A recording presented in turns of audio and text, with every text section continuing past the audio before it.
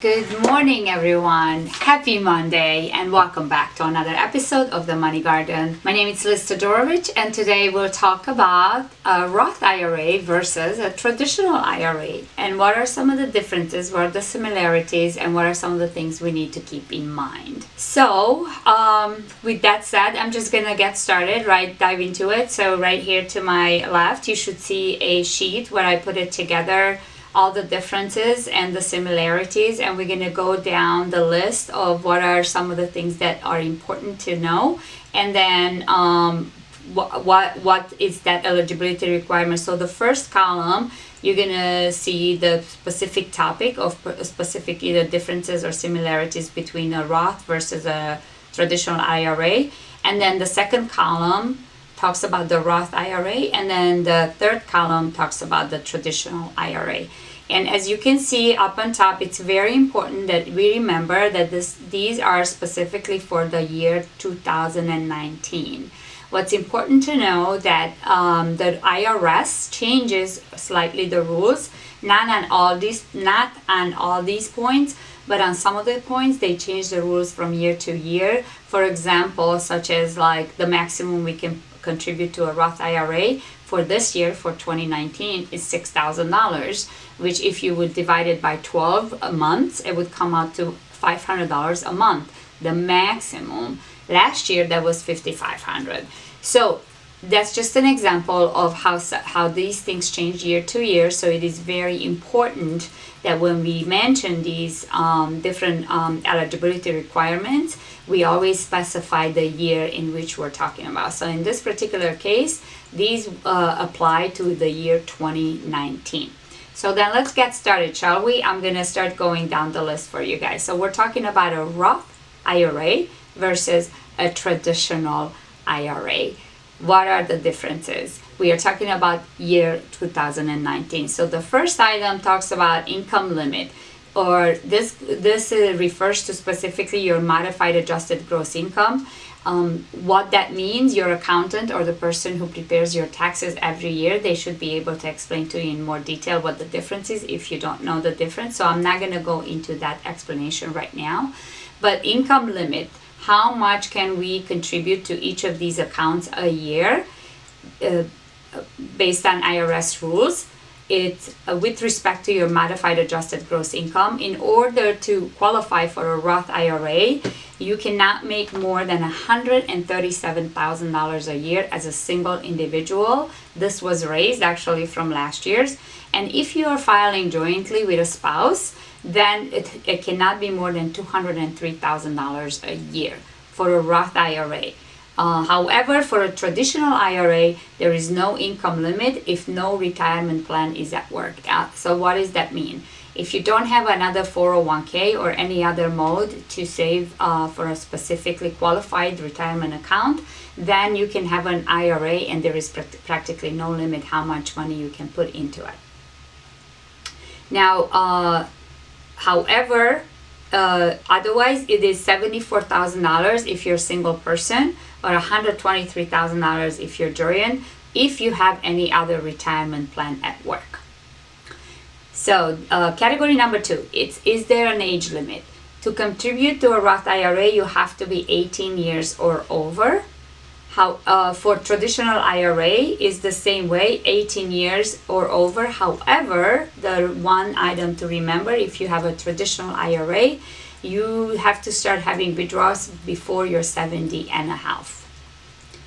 Number 3, or category number 3, contribution limit. If you're less than 50 years old, for a Roth IRA, it is $6,000 a year. You cannot contribute more than $6,000 a year if you're less than 50 to a Roth IRA.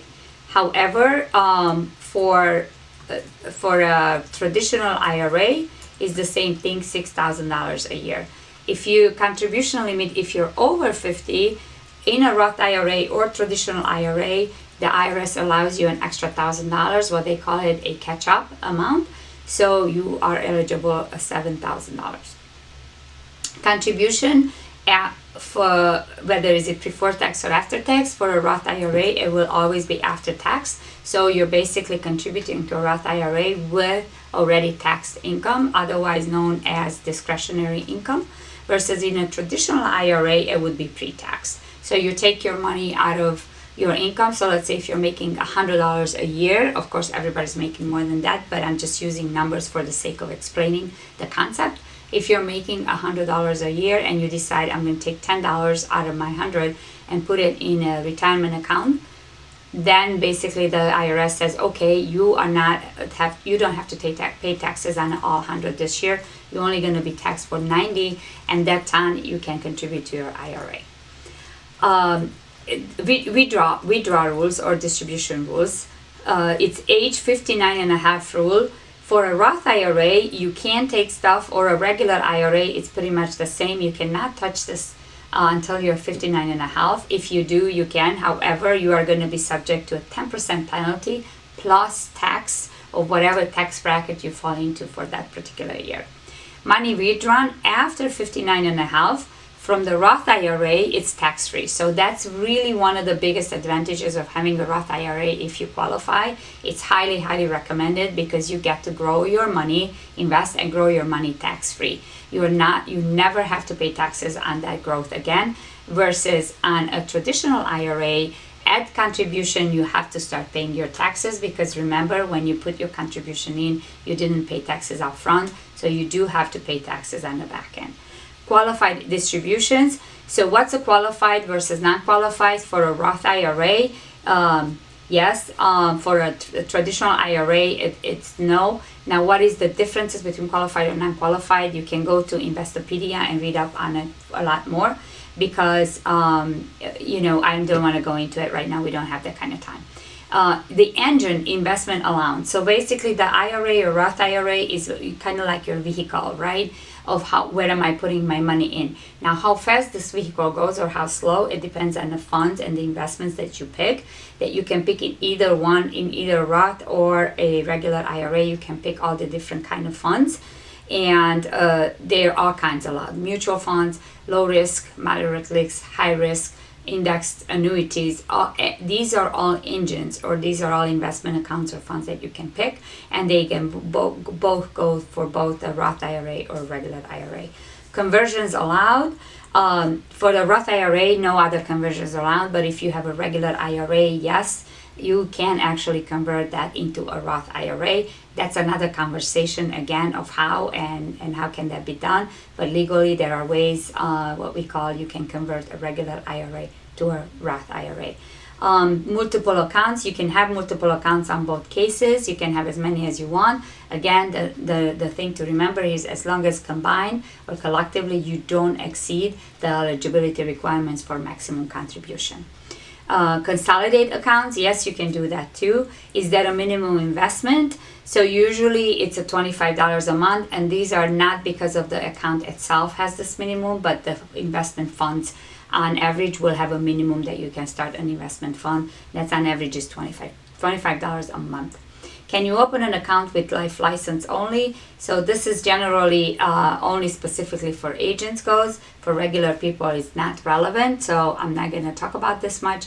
But everything else that you needed to know as a consumer, whether you should have a Roth IRA or a traditional IRA, these are the major differences and similarities. Hope that helps you guys. If you have any questions, please let me know. And until next time, until Friday, thank you so much for watching.